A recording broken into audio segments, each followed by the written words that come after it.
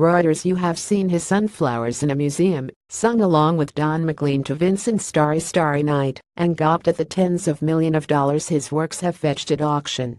But you have never seen Vincent van Gogh's art quite like it is shown in the film Loving Vincent. 7 years in the making, and billed as the world's first fully painted feature film, Loving Vincent uses more than 130 of the Dutch artist's own paintings to tell his own story. Each of the 65,000 frames of the animated independent film, created by Polish artist and animator Dorota Kobiela, is an oil painting hand-painted by 125 professional artists who traveled from around the world to be a part of the project.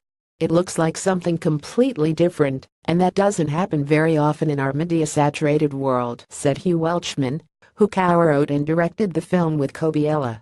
Loving Vincent, showing in limited release in New York and Los Angeles and arriving in Europe in October, was first filmed with actors playing some of the people Van Gogh captured on canvas.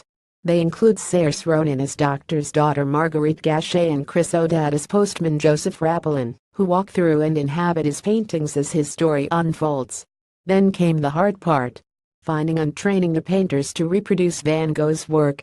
File photo visitors take pictures with their mobile phone of the painting Portrait de l'Artiste, 1889 self-portrait by artist Vincent van Gogh 18,531,890 at the Musée d'Orsay in Paris, France, July 28, 2015.